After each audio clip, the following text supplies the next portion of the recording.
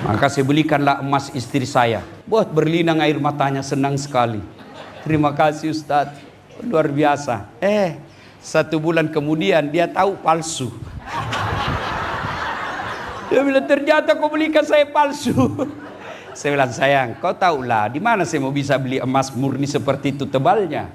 Meskipun itu emas palsu, tapi cintaku murni 24 karat. Baru dia senang. Ini dia tahu, ini caleg tidak tahu ngomong. Ini dia tahu sudah tidak ada sekolahnya, masih dipilih. Kenapa? Wane piro. Ya, makanya jangan heran. Kemarin kita lagi susah-susah, anggota DPR joget-joget. Kenapa? Ya jangan heran, memang dia artis. Iya, memang dia selebriti. Jadi jangan pikir kamu mau dipikir. Kenapa? Habis duitnya puluhan miliar untuk dapat itu kursi. Makanya tidak usah marah-marah sekarang. Lebih baik 2029 akan datang. Jangan kau pilih gara-gara sogok. Coba lihat sekarang ibu-ibu. Kita orang miskin, meskipun anak kita jujur, meskipun anak kita cerdas, tidak bisa jadi pejabat. Kenapa? Wane piro. Kau ketawa semua, kau pelakunya. Ya, Bu, yang sudah terima uang serangan fajar, kembalikan uangnya orang. Habis, bertobat. Ingat, kata Nabi, uang barang haram yang masuk ke perutmu, hanya api neraka yang bisa mencucinya. Ini yang banyak orang, makanya ini ayat selalu diulang-ulang, diingatkan. Kenapa tiap tahun kita puasa?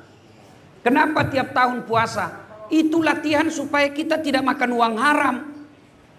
Apa gunanya puasa tiap tahun? Tapi kalau hobi makan uang sogo. Iya. Makanya 2029 yang akan datang, jangan lagi kau pilih karena popularitas. Jangan lagi kau pilih karena isi tas. Tapi pilihlah karena moralitasnya yang baik. Dulu sebelum pemilu pilcaleg selalu saya bilang, jangan kau terima 300.000. Kau terima tidak akan kaya kau dengan 300.000. Kau tolak kau tidak akan miskin dengan 300.000 yang kau tolak. Tapi yang pasti 300.000 itu ketika kau terima, 1 kau terdapat uang haram, 2 akan merusak negaramu. Nah, kau lihatlah sekarang akibatnya. Ya, makanya akan datang jangan lagi terima uang sogo. Bisa? Bisa? Kenapa insya Allah?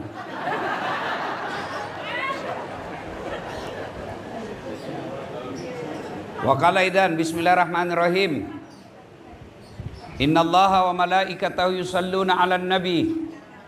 Ya ayyuhalladzina amanu sallu 'alaihi wa sallimu taslima. Sesungguhnya Allah dan para malaikatnya bersalawat kepada Rasulullah Muhammad sallallahu alaihi wasallam. Maka wahai orang-orang yang beriman, bersalawatlah kalian kepada Rasulullah dengan sebaik-baik salawat. Sadaqallahul azim, maha benar Allah dengan segala firman-Nya. Bapak Ibu, saudara-saudara sekalian, teristimewa yang kita muliakan para alim ulama dan terkhusus para pejabat yang hadir di tempat ini, baik sipil maupun Polri, yang insya Allah dimuliakan rahmati Allah Subhanahu wa ta'ala.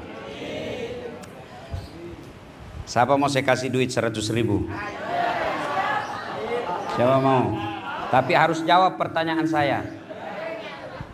Siapa mau? Wes. Nah, Mas, sampean. Iki. Mas, anak bungsunya Nabi siapa namanya? Anak bungsunya Nabi. Anak bungsunya Nabi. Siapa? Hah? Anak bungsunya Nabi. Nah, nggak tahu. Pas. Pak polisi, boleh saya tanya? Boleh? Berapa anaknya Nabi, Mas? Sampean bukan sampean ditanya. Nah, ayo. Berapa anak sampean anaknya Nabi? Am, du, li. Bingung. Ibu-ibu, Bu. Yuk, dengar.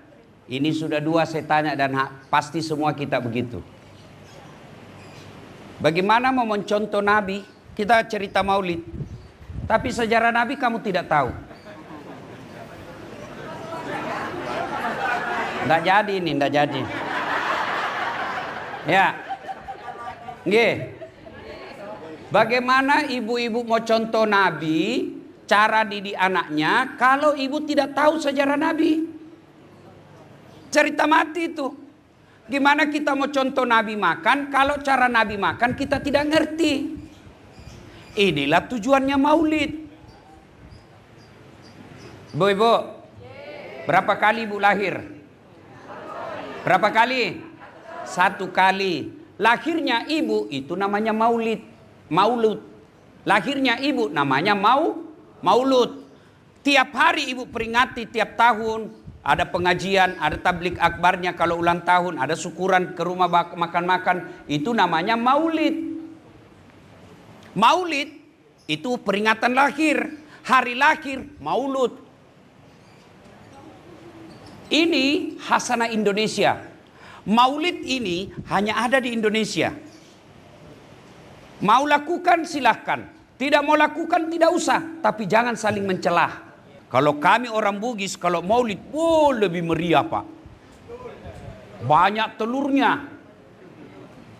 Ketan kuning yang disebut kado minyak. Orang tanya saya, kenapa pakai ketan kuning? Kenapa bukan yang putih?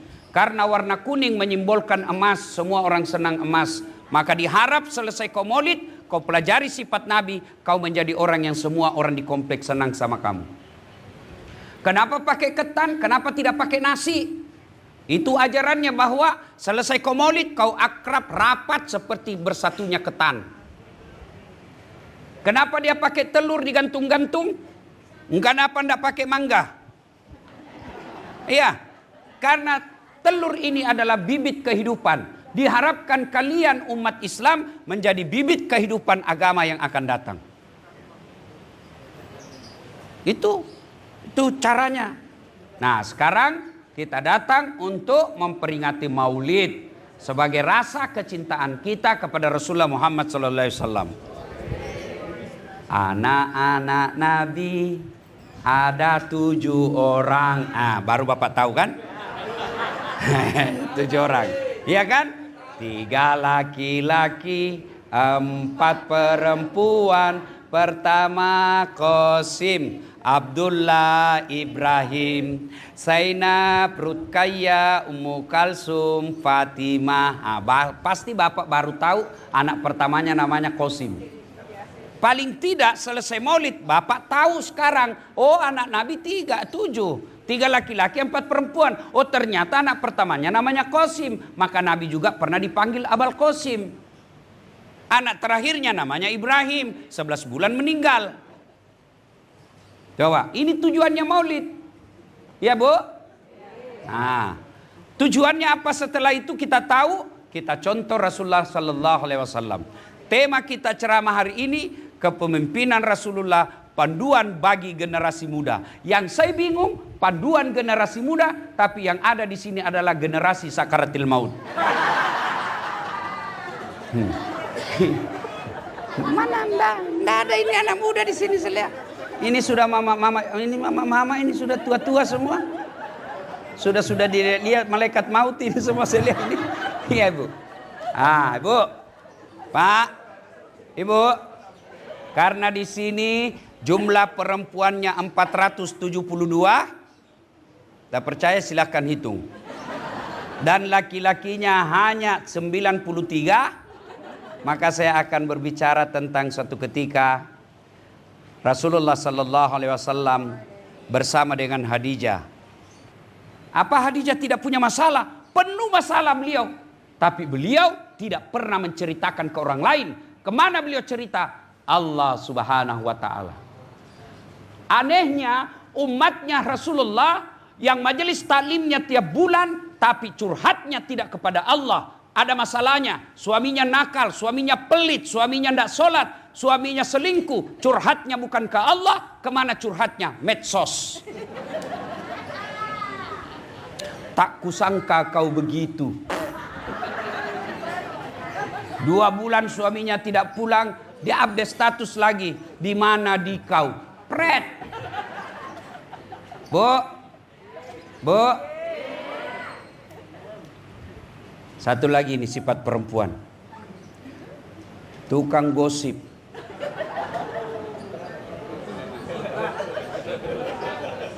Ibu.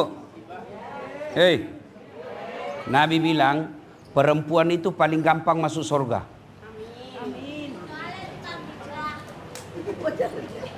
Paling gampang masuk surga itu perempuan. Cuma penyebabnya dia gampang tergelincir masuk neraka karena dia tidak bisa tahan lisannya. Makanya itu perempuan dosanya banyak di mulut. Laki-laki dosanya banyak di mata. Makanya kalau laki-laki menangis dia tutup matanya.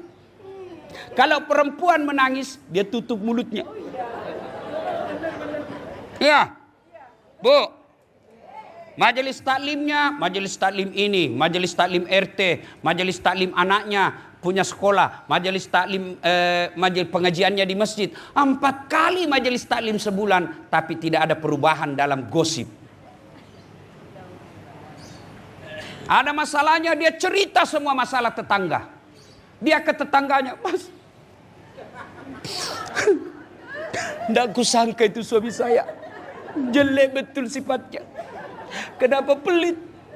Sudah pelit bau pula keteknya. Bu, boleh curhat? Boleh kepada Allah. Boleh ngadu? Boleh kepada Allah. Majelis taklim yang baik, ada masalahnya, dia bangun menghadap kepada Allah, minta pertolongan Allah. Itulah generasinya Khadijah. Maka jangan heran, Khadijah meskipun sudah wafat, Nabi sampai sedih. Maka kita dalam Islam ada yang disebut tahun duka cita. Kenapa disebut tahun duka cita Isra'nya Nabi? Karena Siti Khadijah wafat pada tahun itu dan berduka. Jadi kalau besok-besok ibu lebih dulu meninggal, lalu suamimu menangis, ya Allah kenapa terlalu cepat kau panggilin istri saya. Meskipun dia tukang ngomel tapi saya dia ya Allah baik betul. Ciri-ciri penghuni surga. Tapi kalau sebaliknya begitu ibu meninggal, suamimu masuk kamar berteriak, merdeka!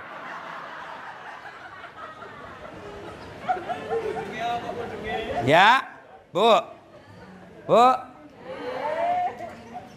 Perempuan paling gampang habis dosanya gosip, curhat. Ya. Ibu mau cerita ke masalah dalam hidup, bangun menghadap kepada Allah. Ya Allah, saya melihat suamiku mulai lain-lain ya Allah. Tidak mungkin saya bisa menjaganya. Engkau yang maha menjaga ya Allah. Jagalah suami saya Allah. Saya makhlukmu yang daif. Saya periksa HP-nya satu, ternyata masih ada di simpan yang lain. Boleh doa begitu? Boleh. Daripada ibu bahasa Arab tidak tahu artinya.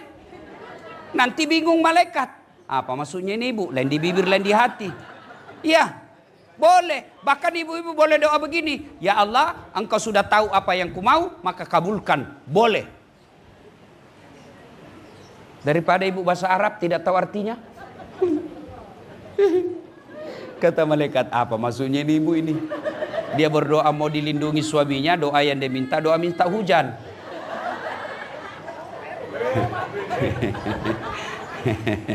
Heboh juga mbak. Sudah ya? Gosip. Berhentilah bergosip. Ibu ada masalah, ngadu kepada Allah. Minta tolong kepada Allah.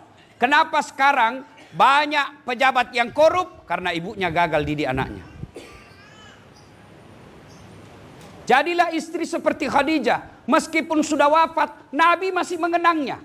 Suatu ketika Nabi sudah bersama dengan Aisyah. Tidur bersama Aisyah, Bu. Lalu Nabi bersabda, seolah-olah ada terompak kakinya Khadijah. Bayangkan Bu, ibu lagi tidur dengan suami, lalu suami sebut perempuan lain. Ngamuk kan?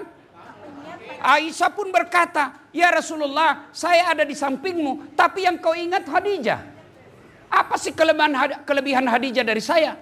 Lalu Nabi bersabda, ya Humairah, kamu tidak bisa membandingkan dirimu dengan Khadijah.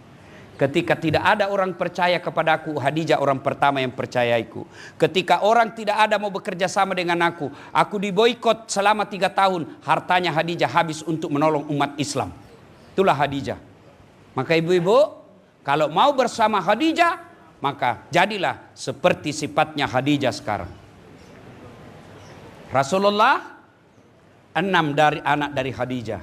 Aisyah tidak memberi anak. Ya kan? Khadijah. Padahal ibu tahu, Khadijah dinikahi Nabi sudah 2 kali janda dan lebih tua dari Rasul. 2 kali janda. Maka bapak-bapak, janda yang lebih tua dari bapak. Nah, kalau saya ndak usah Pak, yang lebih tua Pak. Dia bilang janda harus disantuni Ustaz. Saya bilang berapa umurnya? 70. Saya bilang ya oke lah, saya santuni, ndak usah saya nikahi. Itulah Rasulullah. Maka ibu-ibu, jadilah Khadijah. Bagaimana sifat Khadijah Bu? Rasulullah salah satu kebiasaan Khadijah, kalau Rasulullah balik dari dakwah, Khadijah sudah siap di rumahnya. Apa yang beliau sediakan? Baskom. Tahu baskom ibu? Tahu baskom? Ibu-ibu tahu baskom? Baskom itu lalu diisi air hangat. Setelah itu Nabi balik, dia simpan itu baskom di kakinya Rasulullah dengan air hangat. Dia bersihkan kaki Rasulullah sambil dia urut-urut. Mau seperti Khadijah ibu? Mau ibu? Mau? Bapak-bapak pulang ini nanti belikan baskom. Masya Allah. Ustadz, suami saya tidak sholat. Bukan urusanmu. Ustadz, suami saya malas. Bukan urusanmu. Istri saya kadang saya tanya, mama nyece. Dia tidak pernah ngeluh. Padahal saya hampir tidak, lebih banyak saya di luar daripada sama beliau. Saya paling datang sehari, pergi lagi 2 minggu. Datang lagi 2 hari, pergi lagi 1 bulan. Suatu ketika saya tanya, tidak pernah kau ngeluh? Apa dia bilang? Saya bukan cari perhatian sama suamiku. Saya cari ridha Allah. Kalau Allah sudah ridha sama saya, surga bagiku. Suami saya boleh saja benci, yang penting jangan Allah. Masya Allah. Padahal saya selisih 28 tahun sama bini saya Bu. Itu istri saya Pak. Kalau saya mau pergi kerja, mau pergi ceramah, itu dia cium tangan dulu. Cium dulu ini Bu, ini dulu dicium. Sudah itu ini lagi dicium. Itu dia cium lagi. Sudah itu ini lagi dia cium Bu. Mata kanan lagi. Mata kiri lagi. Terakhir ini. Agak lama sedikit. Ya kenapa istri saya? Sudah itu dia usap dada saya Pak. Tidak pernah dia tutup pintu mobil sebelum dia bilang, Ustadz ridhoi saya. Padahal tadi malam saya bertengkar. Padahal tadi malam saya bergaduh. Tapi begitu saya mau keluar, tidak pernah dia tampakkan rasa marahnya. Kenapa ibu? Karena tidak ditahu ajal. Siapa tahu suamimu pergi cari nafkah. Siapa tahu suamimu pergi cari uang untuk anak istrinya. Ternyata di jalan kena sakaratul maut meninggal. Ibu bertengkar sebelum dia pergi. Ibu pasti tidak akan pernah mengampuni diri sampai akhir hayat. Itulah sebabnya jangan pernah marah ketika suamimu pergi cari nafkah. Semarah apapun malam pergi suamimu, hilangkan rasa marah. Pulang baru kau lanjutkan. Masya Allah. Bu, ini tidak enak didengar. Tapi kalau ibu rindu surga, mesti ini yang dilakukan. Apalagi kalau usia sudah senja. Kalau rumah tangga kita miskin, ngontrak-ngontrak, tapi kita suami istri saling menghormati, paling tidak kita bisa ngomong sama orang kaya, memang kamu kaya, rumahmu bagus, mobilmu bagus, tapi kau suami istri tidak pernah akur. Betul kami miskin, tapi kami saling menghormati. Itu yang jadi. Ini sudah ngontrak-ngontrak, kerja tidak jelas, hujan kehujanan, panas, begaduh tiap hari. Kapan kau bahagia? Yang herannya bertengkar, hamil lagi.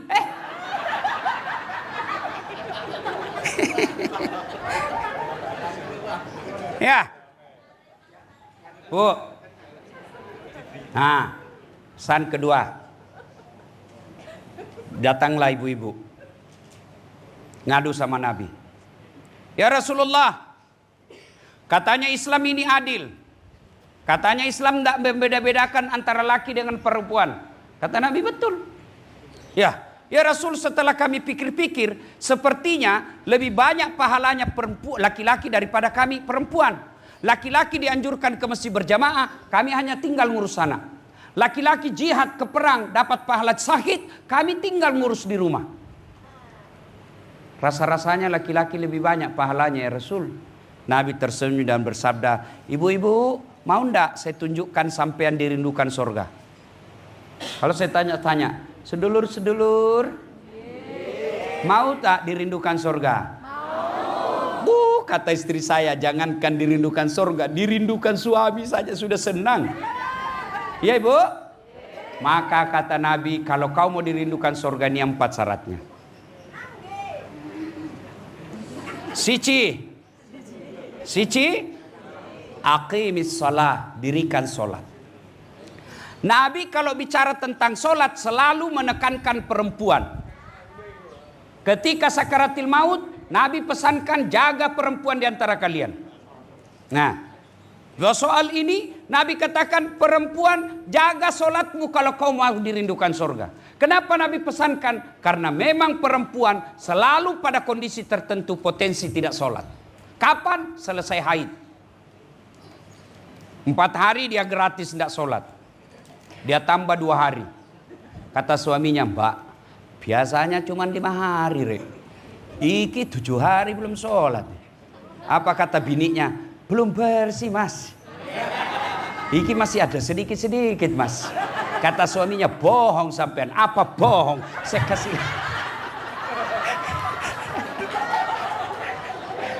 Ya wes. Hah? Iya bu. Apalagi perempuan banyak ndak sholat. Kalau ada pengantin. Oh, bajunya jilbab sakaratil maut. Biasalah, nah wes tidak aja masalah. Jilbabnya jilbab sakaratil maut. Pernah lihat jilbab sakaratil maut bu? Oh itu kalau ada pengantin, saya ceramah kemana-mana bu. Kemarin malam saya dari Malaysia. Itu Malaysia perempuannya itu jilbabnya segitiga saja bu. Peniti di sini selesai. Orang Arab satu aja lubangnya masuk besar sek masuk. Jilbabnya orang Indonesia, masya Allah. Saya biasa bingung gimana cara pakainya ini ya.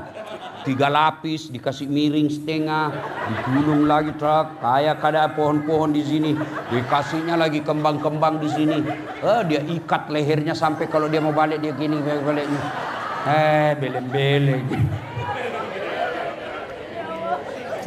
Tiba waktu sholat, ndak sholat tuh.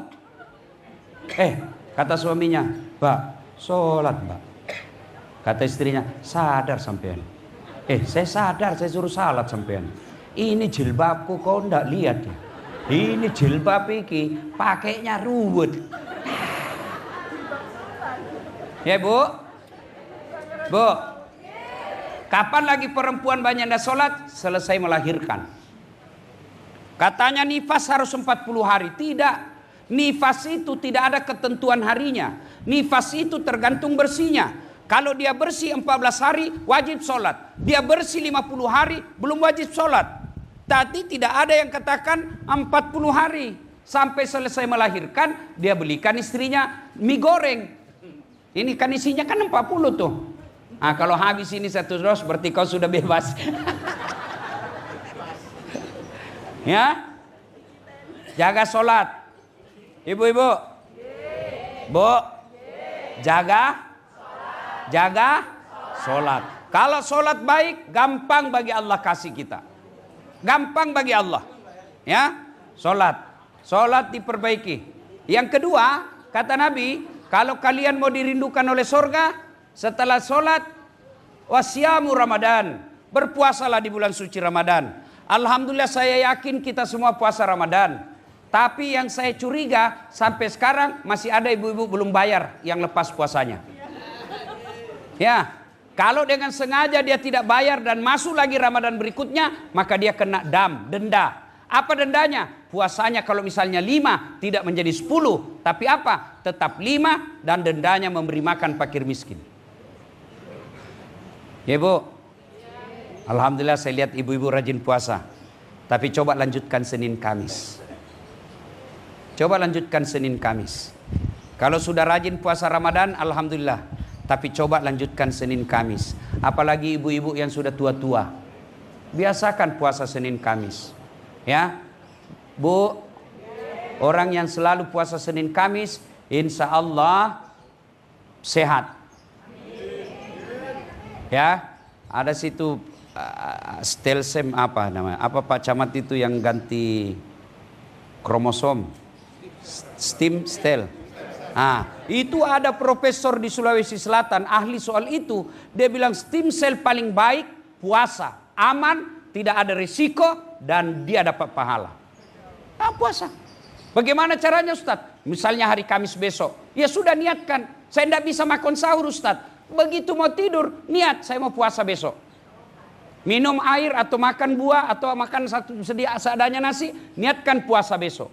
Ternyata jam 10 datang tetangga bawa nasi kuning. Ibu minum, Pak makan, tak. Habis 1 piring. Woi, ternyata saya puasa. Lanjut, itu rezekimu yang 1 piring. Lanjut, tidak apa-apa, boleh. Ternyata siang datang lagi orang bawa es dawet. Habis lagi.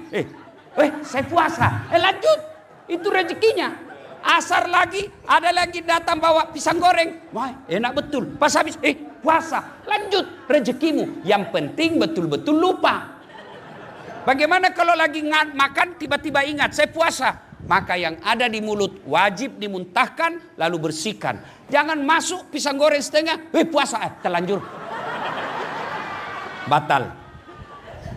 Ya, coba diamalkan. Puasa Senin Kamis.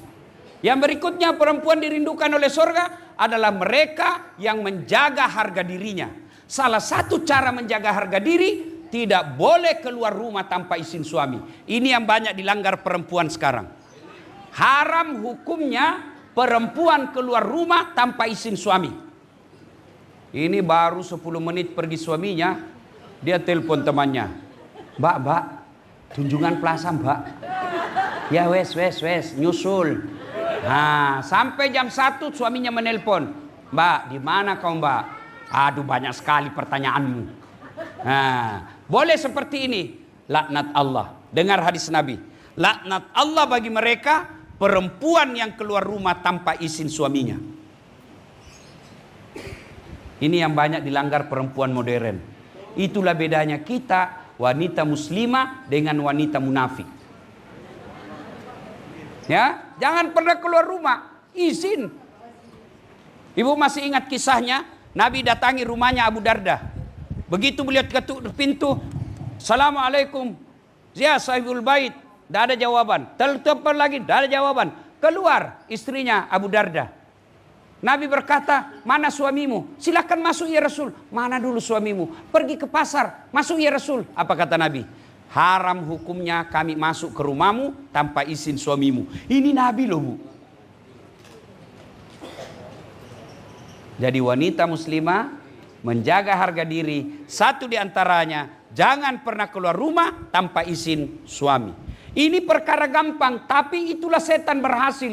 Dia goda kita. Akhirnya apa? Sedikit dosa, sedikit pahala, banyak dosa. Mau masuk surga. Kau kira ada orang dalam? Ya, kan banyak orang begitu. Dosanya banyak, amalnya bertumpuk, amalnya sedikit, dosanya banyak, mau masuk surga. Salah satu penyebab perempuan banyak dosanya ketika dia keluar tanpa izin suami. Yang keempat, syarat wanita dirindukan surga. Kata Nabi, ini agak berat. Patuh terhadap suami. Ini agak berat. Ibu-ibu, boleh jawab dengan jujur? Bu, kalau misal ibu gajinya 1 bulan 5 juta, ya, karena ibu dagang nih, ibu penghasilannya 1 bulan 5 juta, suami penghasilannya cuma 2 juta 1 bulan, kira-kira ibu masih menghormati suami enggak?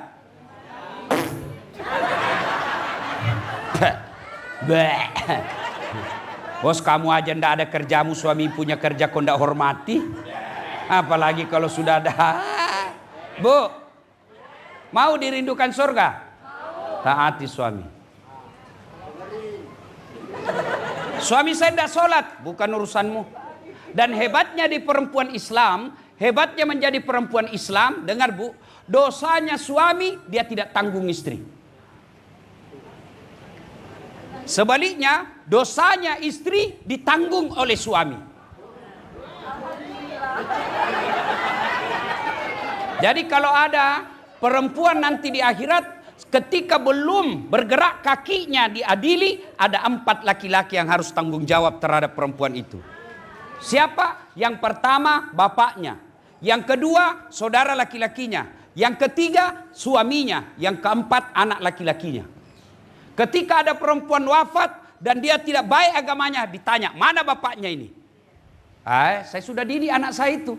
Dari kecil saya didik sampai menikah. Setelah ijab kabul, bapak tahu namanya ijab kabul. Ijab, penyerahan, kabul, serah terima. Itu ijab kabul. Ketika bapak sudah saya terima nikahnya ini bin ini dengan mahar, itu berarti tanggung jawab bapaknya ibu pindah ke tanggung jawab suami. Saya sudah didik anak saya. Itu suaminya tuh yang tidak beres. Maka dicari suaminya. Mana suaminya nih? Oh ini. Oh kau rupanya. Pantas istrimu gini. Kau tidak pernah hadir berjamaah di masjid. Pantas istrimu gini. Kau terlalu sibuk cari uang. Tidak pernah kau ajar anak istrimu. Pantas istrimu tidak sholat. Kau sendiri tidak sholat. Maka jangan pernah menghina suami. Karena suami dia tanggung istrinya dunia. Juga dia tanggung istrinya di akhirat. Gue pikir gampang jadi suami. Hah? Malu itu suamimu kalau kau pulang lebaran tidak pakai baju baru. Kalau perlu suami tidak usah pakai emas, yang penting istrinya pakai emas. Iya. Mana pernah ibu pikirkan suami pakai emas? Enggak, paling istri. Maka jangan suka ngomel. Ngomel aja kerjanya. Sudah suka ngomel, malas masak. Suaminya mau makan, dia bilang GoFood. Ibu-ibu, perempuan dulu bu gampang masuk surga. Kenapa bu gampang masuk surga? Perempuan dulu tidak punya WhatsApp. Apa itu WhatsApp potensi masuk neraka? Iya, kenapa? Dia pakai gosip grup. Satu di Surabaya, satu di Madura, satu di Jakarta. Yang dia gosip temannya yang pergi umroh. Itu di grup tuh dia tidak ketemu. Kalau dulu mau gosip mesti ketemu pak. Kalau dulu itu perempuan hampir tidak pernah keluar rumah. Begitu selesai nikah fokus ngurus anak dan istrinya, suaminya. Dan mereka meskipun gajinya suaminya tidak jelas, belum keluar suaminya pergi kantor sudah siap kopinya. Sekarang perempuan gajinya suaminya jelas tiap bulan, tidak pernah bikinkan kopi suaminya. Mana buktinya? Coba lihat pagi-pagi warung kopi penuh. Inilah semua suami yang tidak dibikinkan kopi. Boleh enggak suami? Boleh enggak istri enggak masak? Boleh, tapi tidak ada pahalamu. Ayo, sekarang semua GoFood. Kalau semua GoFood, dari mana dapat ibu pahala? Bukankah ke pasar pahala? Bukankah melangkah pahala? Bukankah membawa barang pahala? Bukankah berjemur ketika kita mau ngurus suami pahala? Ibadah 24 jam bagi suami istri adalah rumah tangga. Tidak ada susahnya Allah wafatkan Nabi dalam keadaan sholat. Tidak ada susahnya Allah wafatkan Nabi dalam keadaan tahajud. Tidak ada susahnya Allah wafatkan dalam keadaan tawaf. Tapi Rasulullah tidak dalam sholat. Tidak dalam keadaan puasa. Tidak dalam keadaan tawaf. Tapi di pangkuan istrinya. Itu berarti pahala potensi kita masuk surga rumah tangga. Maka ibu-ibu, lepas pengajian ini, ayo kembali evaluasi bakti kepada suami. Kalau perlu sebentar minta maaf. Kalau gitu ibu kembali dan mau minta maaf, setan hasut. Tidak usah, makin beras kepala itu, makin besar kepala itu suamimu. Jangan ketawa, saya serius ini. Setan yang masuk. Ya, dah, 3. Bapak ibu saudara-saudara sekalian. Bapak-bapak mau punya seperti Khadijah? Mau? Pertanyaan sudah bapak, sudahkah bapak seperti Muhammad sallallahu alaihi wasallam? Nah, ini yang jadi masalah. Mau seperti Khadijah tapi dia seperti Firaun. Pak, Masya Allah, Rasul itu Pak, tidak ada satupun nama istrinya dipanggil. Tidak pernah beliau panggil Khadijah sini, Aisyah sini, tidak. Beliau panggil khusus panggilan kasih sayang. Masya Allah. Nabi begitu romantisnya kepada istrinya, mandi junubnya pun bersama istrinya. Saya waktu pengantin baru bu, mandi junub sama istri saya. Waduh, setelah saya punya anak dipanggil lagi, ayo Ustadz mandi junub. Geli ah. Tapi Rasul sampai usia beliau senja masih mandi junub dengan istri beliau. Coba baca Barasanji. Coba baca kitab Barasanji. Situ dijelaskan Nabi Muhammad beliau sendiri yang jahit bajunya. Alaina mato tepengi wajunna. Alaina mato pacingi onrak tinrona. Beliau yang bersihkan tempat tidurnya. Beliau yang siapkan sarapannya. Itu Nabi Pak. Nabi Pak. Kekasih Allah. Dia yang jahit bajunya. Kita pegawai honor. Sudah hargai saya, pret. Ya. Oh Masya Allah. Rasul, istrinya tidak pernah satupun mengatakan, saya menyesal menikah sama kaum Muhammad. Kita, satu aja bini kita, menderita lahir batin. Tanya, istri saya cerewet. Salahnya bapak. Iya. Kenapa perempuan cerewet suka ngomel? Kata Nabi, perempuan suka ngomel karena 2 perkara. 1, tidak pernah kau puji. Ya toh ibu? Oh kita kalau sama istri tetangga, piye kabare mbak? Nggih mas, api-api. Sama tetangga, sama bininya Padahal bininya yang dia peluk. Iya, ibu. Makanya untuk memuji istri, Islam membenarkan 3 bohong yang boleh dan tidak berdosa bahkan dapat pahala. 1 diantaranya bohongnya seorang suami untuk menyenangkan istrinya. Boleh bohong. Dan hebatnya itu pujian, biar istrimu tahu kau bohongi, dia tetap senang. Tambah cantik kau sayang. Meskipun dia tahu kita bohong, dia tetap ketawa. Ya toh bu? Iya, maka puji istri, sanjung dia. Kita dikasih makanan. Mau tahu perempuan paling marah kalau tidak dicicipi makanannya. Makanya Nabi, seapapun makanan yang diberikan istri beliau, beliau santap. Pulang maulid ini, yuk muliakan istri. Bapak pernah sakiti istri? Apa boleh buat? Istri itu Pak ahli sejarah. 1 kali sampean salah sampai mati dikenangnya. 1, puji. Yang kedua, perempuan sebab dia suka ngomel karena suaminya tidak pernah kasih hadiah. Nah, dengerin. Maka kasih hadiah. Pulang kantor hadiah, sehingga belikan nasi kuning. Itu hadiah. Ibu juga kalau dikasih hadiah jangan ngomel. Apaan nasi kuning? Emang saya tidak tahu bikin. Ini juga tidak tahu dipuji. Ya bu, Pak, pulang dan hadiah paling disenang perempuan emas. Maka saya belikanlah emas istri saya, tebal, kalung dan gelang. Buat berlinang air matanya, senang sekali.